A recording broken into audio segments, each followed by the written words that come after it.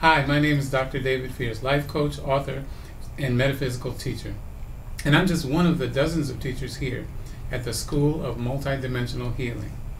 The school was founded by visionary Jerry Woods with a passion for building a community that is helping to shift the consciousness of the planet.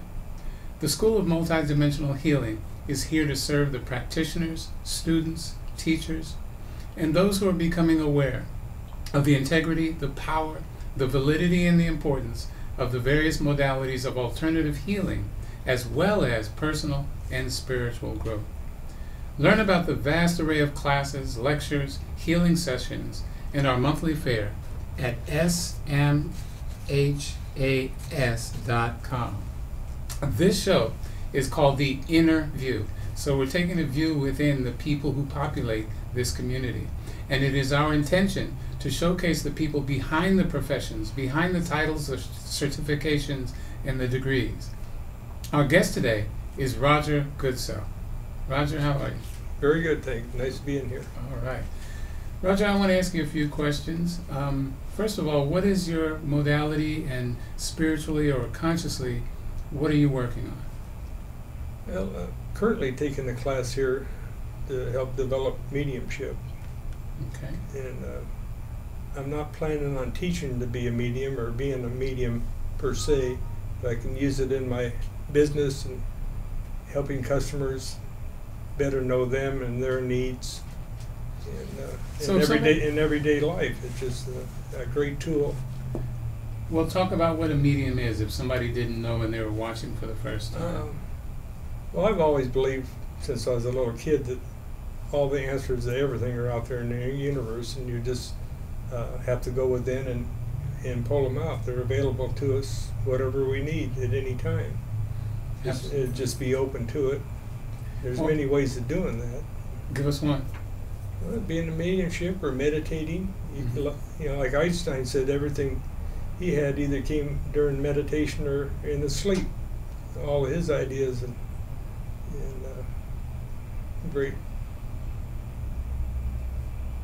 inventions that we're still using today, or that he made into a philosophy or a way of life. Well, what about you? How has this mediumship or this modality helped you in your life? Well, I raced cars and built engines for many years, right? And the intuitive part of it, I was always very intuitive what the engine needed and how it felt. You know, it was just natural before I even realized what I was doing. But I was practicing it way before I started practicing knowing how to do it. It's interesting because I'm sure a lot of people watching you right now might have had that same kind of intuition, whether it's with engines or cooking or dogs or plants and animals, but they weren't sure what it was, and they might have hidden it or felt that it wasn't a good thing. Oh yeah, or a lot of people are afraid of it. It's too foreign to them. They shouldn't be doing this or that, but it's just part of nature, I think. Well, being part of nature, though, I know that the field that you're in, racing cars, those are some pretty tough people, and how were they open to, this kind of what some people would call airy-fairy kind of consciousness? I think some are and some aren't, but most of them are doing it without even knowing they're doing it. Okay. With their attitudes, and the same people that win. I always contended when I was racing full time that no matter what the rules are, the same guys won all the time because they could figure out how to do it. Regardless of what they always try to make it better for the little guy, but the same people that could think and tap into their abilities won the races. So just because we're calling it mediumship, what I'm getting from you is that this is something that people do anyway. They just don't know that there's not a label on it, right? Exactly. Okay. So do you feel that a lot of people who are successful in their fields have this gift, but they're just... Absolutely. Okay. So how would you help your customers when they come to you? Let's say I was lucky enough to build a race car. How would your intuitiveness help me? I'd have to ask them a few questions, actually what they want to accomplish. Some people just want to go out and race and have fun. Some people want to win races and find out what they really want out of the whole project. Then we could develop a way they could accomplish what they wanted to do easier and smoother. Yeah, this is great, Roger. I think that the idea that, you know, in a field such as engines and mechanical stuff and steel and metal and hose and wire, that the same consciousness or the same process is used just between people. Or, you know, people say they can read animals, like the dog whisperer or whatever. Yeah. So you're like an engine whisperer. Yeah, but people use that in their everyday life. You know, I mean, it all, whatever you can envision, if you can really envision it, know where you want to go, you'll automatically be drawn to go there. So if you can see it, you can become it, yeah? You can. You don't have to know how to get there. You just can become it if you can really see it. Wow, I hope you hear that, folks. You know, put your faith out there, put your vision out there, and then just begin allowing it to unfold for you. Let me ask you a question. How did you run into this awesome school, and what are your feelings about the school? Oh, I just love it. It's just got so many different aspects, people doing different modalities and coming from different places with their experiences and stuff, and it's just so many things to learn. Always something new to learn.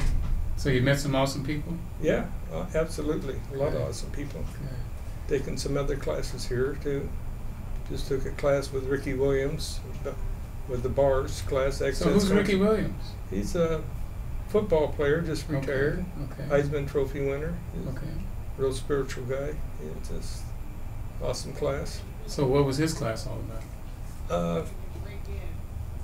Using energy, you know, just tapping in your brain energy through energy points on your head.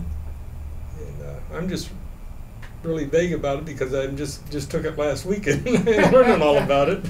But were you pulled into it? You really feel the intuitively? Oh yeah, absolutely. Okay. And the integrity of the people doing it Absolutely. had a lot to do with it too. Yeah. Okay. So what value is important to you in life, Roger? The older I've got, happiness is a good value, and my wife and my grandkids and great grandkids bring me a lot of that, and being creative, you know, and learning new things. Good. And meeting new people. I love people. Beautiful. Yeah. So, in terms of the school, how do you see the school? Do you have a vision for the school? What would you like to see, or how do you see it? I'd see it kind of growing nice and slow. The way it's kind of been growing pretty fast, I think. But allowing people to express their modalities. One of the things I like about it, there's not many places people like myself or you can come and talk to like minds. We don't have to agree from the angles we're coming from, but you can discuss things and see other people's viewpoints and modalities and stuff, and you find out they're all good. Beautiful. And so it's kind of like building community in that way, right? Yes, absolutely. And making a difference. Listen, this has been great. I really appreciate speaking with you. I really appreciate your point of view coming from the engine side, you know, and that consciousness, and showing that, you know, there is no separation, there is no difference on this planet between, you know, rock hard or soft. There's still the consciousness that can be used through us to do whatever it is that we do. Absolutely. So I want to thank you very much for being on our show. Thank you for having me, David. You got it.